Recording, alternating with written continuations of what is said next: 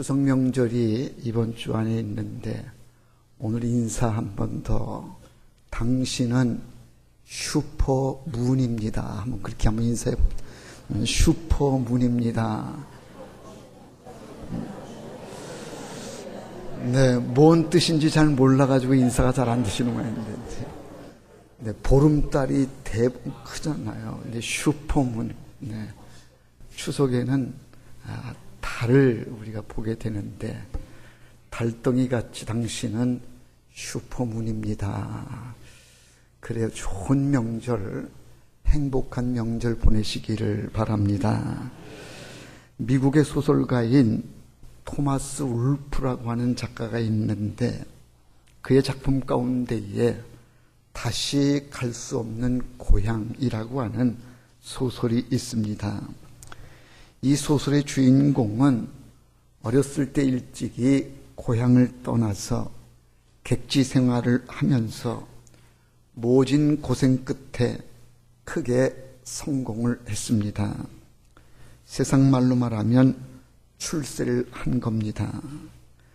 어느 날 주인공은 향수를 달래기 위해서 고향으로 가는 열차를 타게 됩니다. 그의 고향은 애쉬빌이라고 하는 곳인데 그렇게 이제 열차를 타고 드디어 고향인 애쉬빌에 도착을 했습니다. 기대했던 고향인데 도착하는 순간 그는 크게 실망을 하게 됩니다. 그렇게 그리워했던 고향의 아름다운 모습은 온데간데 없이 잘 돌아가던 물레방 안은 다 망가져서 방치되어 있고 동네에는 어색한 집들이 새로 들어서 가지고 옛 정취를 다 잃어버린 그런 아주 생소한 모습인 겁니다. 어릴 때 자주 걷던 오솔길은 아스팔트가 깔려서 차들만 지나갑니다. 친구들도 많이 떠나가고 몇몇 남지 않았는데 남아있는 친구들도 옛 모습이 아닌 겁니다. 사람들은 변했고 인심도 변했습니다. 오랜 동안 그렇게 그리워했던 고향인데 막상 와서 보니까 마음속에 그리던 그 고향의 모습은 온데간데 없었던 겁니다. 실망한 주인공이 이제 돌아오는 길인데 돌아오는 길에 그가 이렇게 중얼거립니다. 이제 나는 고향에 돌아갈 수가 없다. 내 그리운 고향은 이제 볼 수 없다. 그렇게 실망하고 돌아왔다는 내용입니다. 여러분들은 고향에 가보셨습니까? 가보니 어렸을 때 그 고향, 마음속에 그렸던 그 고향 맞습니까? 아마 옛 모습이 그리워 가보지만 고향의 모습은 옛 모습이 아니었을 겁니다. 땅도 변하고 사람도 변했을 겁니다. 소설의 주인공처럼 내 마음속에 그리워했던 고향, 그 고향은 다시는 우리가 돌아갈 수 없는 그런 고향입니다. 추석 명절 그러면 우선 떠오르는 것이 고향입니다. 그래서 많은 사람들이 고향에 돌아가려고 힘든 길을 마다하지 않고 떠납니다. 오늘 우리 본문에서 우리의 인생을 외국인이요 나그네라고 하는 그런 말씀을 접하게 됩니다. 외국인이라고 하는 말을 헬라어로는 크세노이라 그렇게 말한다는데 이 말의 뜻은 낯선 사람이라는 뜻입니다.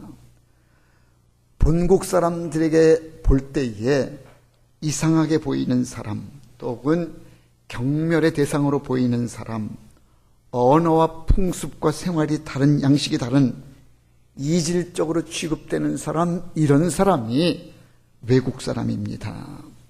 그래서 오늘 본문에 보니까 우리의 인생이 외국인과 같은 그런 삶이다, 그렇게 말씀하고, 또 한 가지는 나그네다라고 말씀합니다. 나그네라는 말을 헬라어로는 파레피데모스라 그러는데, 임시로 거주하는 사람, 자기의 고향이 따로 있습니다. 어떤 이유에서든 고향을 떠나서 타지에 와서 임시로 거주하며 사는 사람, 이런 사람을 가리켜서 나그네라 그러는데, 우리의 인생이 이렇게 임시로 살아가고 있는 나그네와 같은 삶이라는 겁니다. 우리는 이걸 알아야 됩니다. 엄격한 의미에서 우리 모두가 다 나그네들입니다.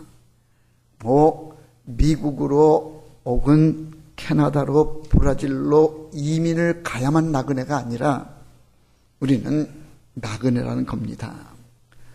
고향에 살고 있어도 나그네입니다. 왜 그런가 하면 사람이 바뀌고, 사람만 바뀌는 것이 아니라 인심도 바뀌고 세상도 바뀌기 때문에 고향 속에 살고 있어도 우리는 여전히 나그네라는 겁니다. 여러분, 지금 우리가 한번 길가로 나가 봅시다. 그리고 길에 한번 서서 보는 겁니다. 많은 차들이 지나갑니다. 나는 가만히 서 있는데 차들이 지나갑니다. 그래서 나는 말하기를, 나는 가만히 있다라고 그렇게 말하는데, 그런데 내 입장이 아닌 차를 타고 가는 사람의 입장에서 볼 때에는 저 사람은 가만히 있다 그렇게 보는 게 아니고, 그 사람은 차가 지나가니 서 있는 사람이 어떻게 보입니까? 그냥 뒤로 가는 것처럼 그렇게 보이는 겁니다. 그러니까 서 있는 그 사람의 입장에서 볼 때는 나는 가만히 서 있다 그렇게 말할런지 모르지만, 차를 타고 가는 사람의 입장에서 볼 때는 저 사람은 지금 뒤로 물러가고 있다 그렇게 보여진다는 얘기입니다. 그래서 내가 가만히 서 있다고 해서 가만히 있는 것이 아니라는 얘기입니다. 여러분, 요즘 젊은 세대들이 얼마나 앞서갑니까? 그들은 새로운 세계 속에서 살아갑니다. 간혹 저도 TV를 보다가 보면 젊은 사람들이 즐겨보는 방송을 봅니다.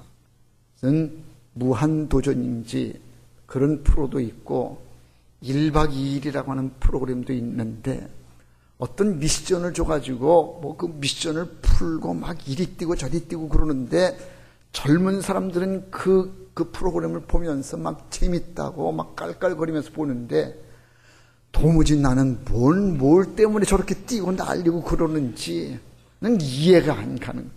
저 사람들은 벌써 저렇게 막 앞서가는데, 그런데 나는 지금 이 자리에서 가만히 있는 것 같은데, 그걸 보니까 나는 시대가 뒤로 물러가는, 나는 뒷걸음질 치고 있다, 그런 것들을 생각하게 됩니다.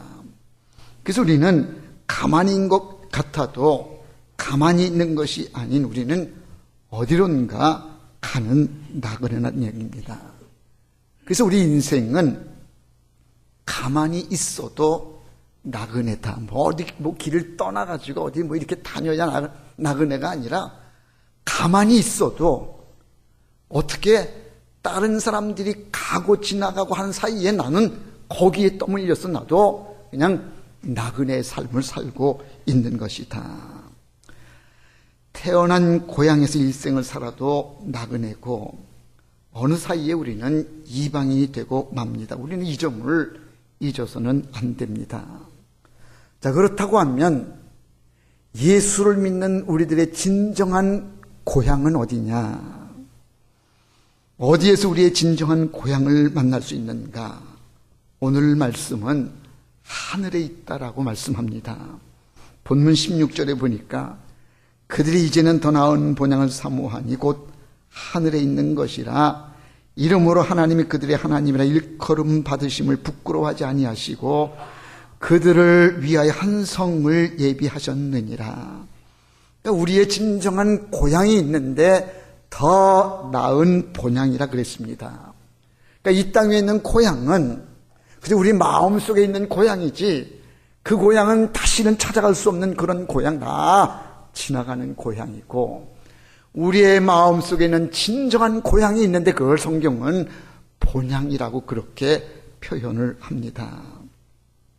말씀해 보니까 이 더 나은 본향, 하늘에 있다라고 말씀합니다. 이 본향이 특징이 있는데, 말씀 보니까 이 본향의 특징이 있는 것은 위치가 하늘에 있다는 데 있습니다. 하늘은 스카이, 저 파란 하늘을 말하는 것이 아니라, 여기의 하늘은 하나님이 계신 곳, 그곳을 가리켜 하늘이다.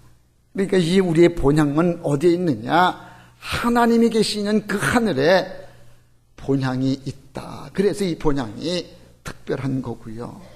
두 번째로 이 본향이 특별한 것은 하나님께서 예비해 놓으셨다. 말씀 보니까 16절 끝부분이죠. 그들을 위하여 한 성을 예비하셨느니라. 그러니까 하나님이 예비해 놓으신 곳이라는 데에 이 본향의 특별함이 있습니다. 다른 성경에도 보니까 이와 비슷한 말씀들이 등장하는데, 고린도 후서 5장 1절에 보면 하나님께서 지으신 집이다. 그러니까 하나님이 지어놓고 우리를 준비해 기다리고 계신다는 겁니다.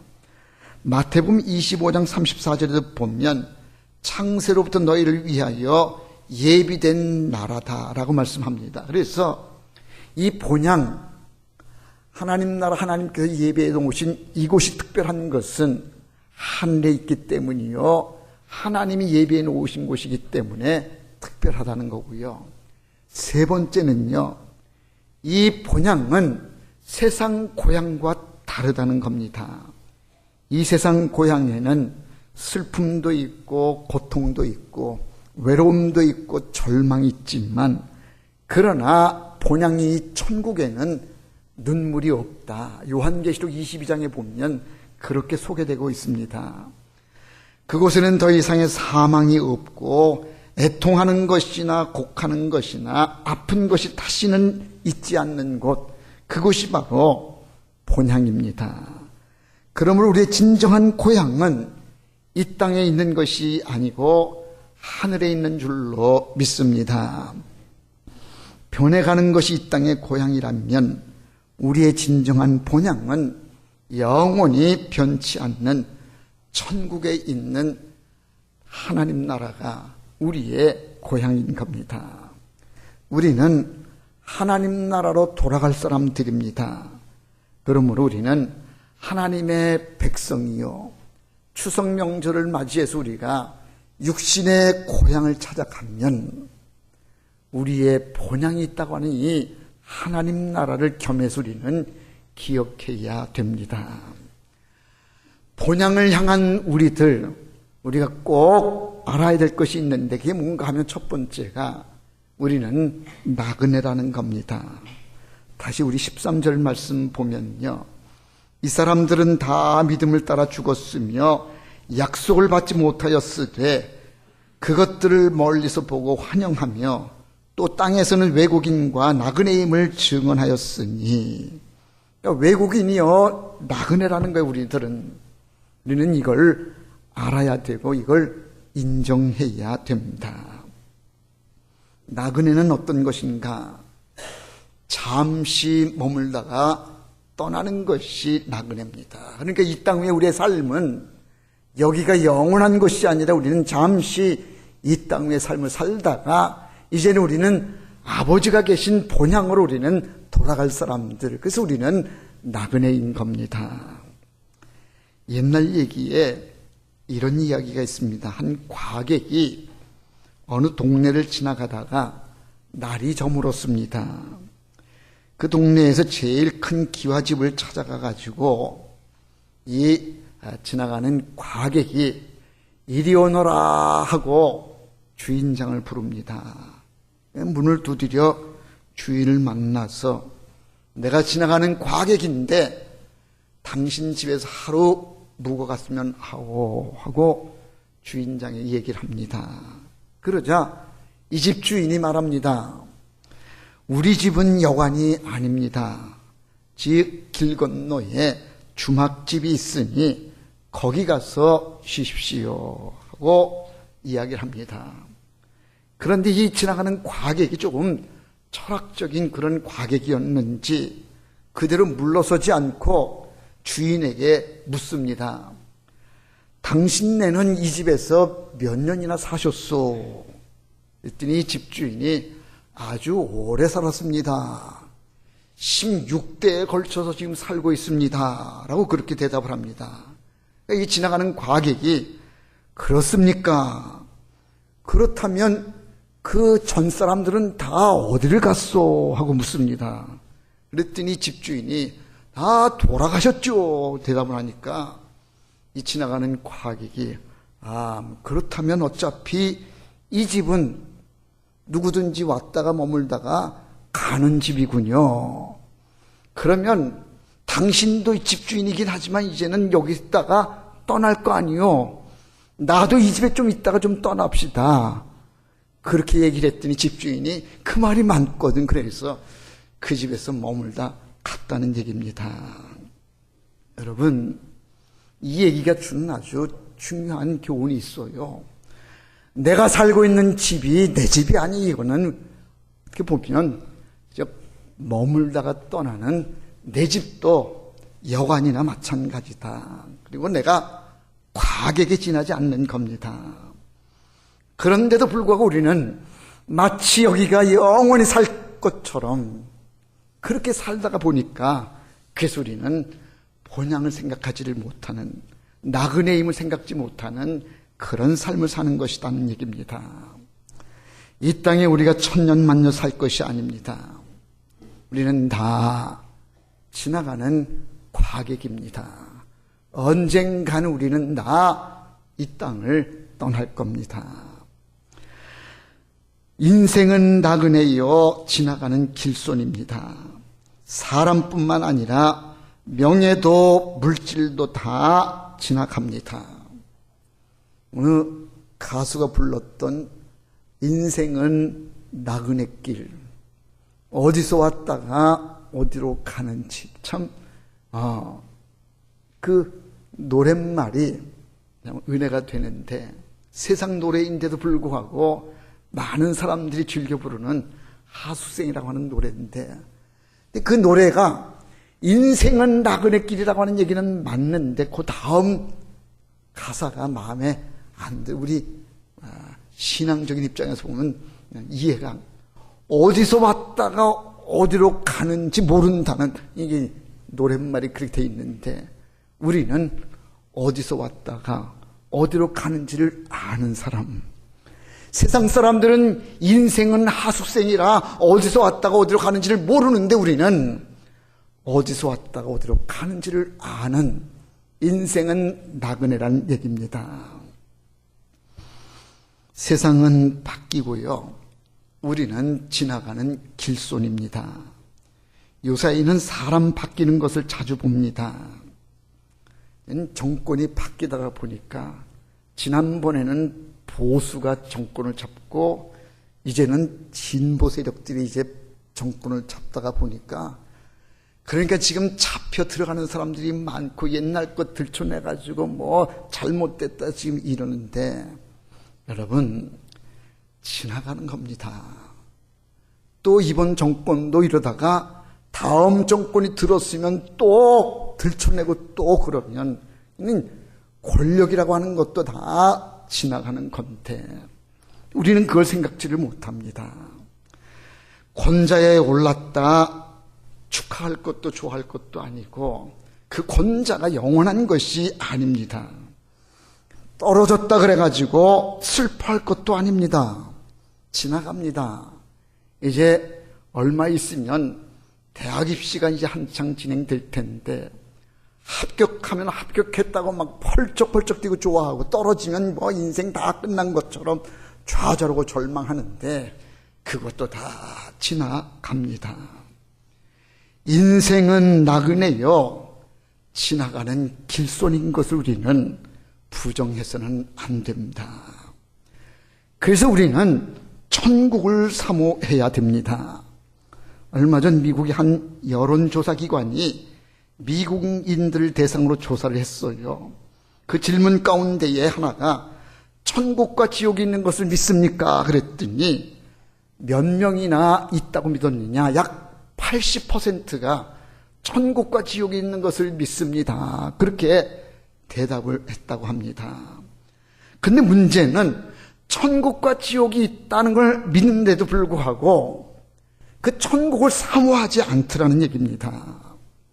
천국이 있음을 알면 그 천국을 바라보고 사모해야 되는데 있는 것은 아는데 있는 것은 믿겠는데 사모하지는 않더라는 거예요. 근데 오늘 말씀 보니까 히브리서 기자가 이렇게 말합니다.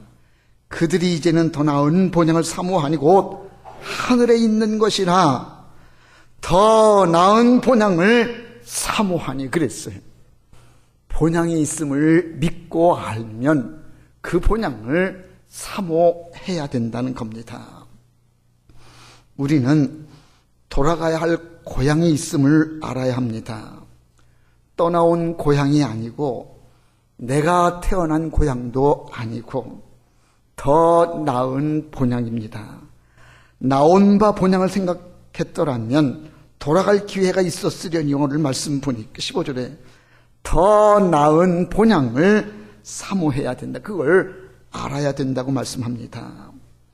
우리가 잘 아는 대로 믿음의 조상들, 성경에 나오는 믿음의 사람들은 모두가 다 고향을 떠나 산 사람들입니다. 아브라함이 그랬고 이삭이 그랬고 야곱도 요셉도 다 고향을 떠난 삶을 살았습니다. 모세와 룻과 에스더, 다니엘 다 고향을 떠나 살았습니다. 심지어는 아예 예수님, 하나님은 고향을 떠나라고 말씀까지 그렇게 말씀하십니다. 창세기 12장 1절에 보면 너는 본토 친척 아비집을 떠나 내가 네게 지시할 땅으로 가라. 고향을 아예 떠나라고까지 이렇게 말씀하시는 것은 참으로 우리가 돌아가야 할 고향이 있기 때문에 이 땅에 있는 육신의 고향은 이거는 참된 고향이 아니다. 우리가 영원히 바라봐야 할 곳은 본향이요 하나님 나라다. 이렇게 본향을 사모해야 된다는 겁니다. 우리는 돌아가야 할 하나님 나라 본향이 있는 것을 여러분 꼭 기억하시기를 바랍니다. 어느 보험회사 직원이 좀 넉넉하게 사는 어떤 집을 방문해서 생명보험 들어달라고 부탁을 하면서 설명을 합니다. 생명보험에 들어야 될 이유를 이것저것 설명을 다 하니까 그 설명을 들은 그 집주인이 이렇게 대답을 합니다. 설명 잘 들었습니다. 알겠습니다. 내가 당신 말대로 생명보험에 들겠습니다. 그 대신 내가 말하는 참보험을 당신 들어주십시오 라고 그렇게 얘기를 합니다. 그러니까 보험, 생명보험 들라고 했더니 보험 직원이 이 집주인이 말하는 참보험이 있다 하니까 그 참보험이 뭡니까? 라고 묻는 겁니다. 집주인이 이렇게 설명을 합니다. 세상에 생명보험이라는 게 어디 있습니까? 미안한 얘기지만 그 생명보험 들면 내가 안 죽습니까? 생명보험 든다는 얘기가 뭡니까? 생명보험 든다는 얘기는 내가 그 보험 들어서 내가 죽지 않는다 그러면 내가 얼마든 들지만 그 생명보험은 나 죽고 사는 데에는 관계가 없고 그냥 산 사람 잘 살자고 하는 얘기, 나 죽고 그 보험금 타는 거는 살아있는 사람 타먹는 거 아닙니까? 나는 뭐 내가 보험 들어서 내가 무슨 얻는 게 뭐가 있습니까? 엄밀히 따지면 생명보험이라고 하는 얘기는 죽는 사람, 보험 든 사람한테는 아무런 혜택 없고 산 사람, 그 남은 사람들이 혜택을 입고 그걸 하자는 얘기 아닙니까? 그게 무슨 생명보험입니까? 그거는 남은 사람들 혜택 입자고 하는 거지. 미안한 얘기지만 세상의 생명보험은 그렇다는 얘기입니다. 그러나 참보험이 뭐냐? 이제 내가 말하는 걸 잘 들으십시오. 예수를 믿으면 구원받고 예수를 믿으면 참된 생명을 얻습니다. 당신이 믿으면 당신이 생명을 얻는 겁니다. 세상 생명보험은 들면 든 사람한테는 별로 혜택이 없고 남은 가족들이나 타먹는 사람들이나 잘 되는 거고 죽는 사람한테는 아무 혜택이 되지 않지만 참 보험은 예수 믿는 사람이 구원받고 예수 믿는 사람이 생명을 얻는 겁니다. 이 보험을 드십시오. 그렇게 얘기를 해서 이 보험사 직원이 예수를 믿게 되었다라는 얘기입니다. 여러분, 참된 보장이 어디 있습니까? 참 고향이 어디 있느냐는 얘기예요. 죄송한 말이지만 죽고 난 뒤에 생명보험 나한테 무슨 무슨 도움이 되느냐는 얘기예요. 우리에게는 영원한 하나님 나라 본향이 있음을 알아야 됩니다. 참된 보장이 어디에 있는가, 참 고향이 어디에 있는가, 우리는 본향을 사모해야 됩니다. 일전에 70이 훨씬 넘은 두 노인 부부가 저를 찾아와가지고 상담을 요청했어요. 그래서 왜 오셨느냐 그랬더니 못 살겠다는 거예요. 그래서 이혼을 하려고 그러는데 도저히 못 살겠다. 그래서 제가 물었어요. 앞으로 얼마 안 남았는데 그냥 사시지 뭘 이제 와서 무슨 이혼하려고 그러시느냐 그랬더니 이분의 대답이 아주 그냥 절실해.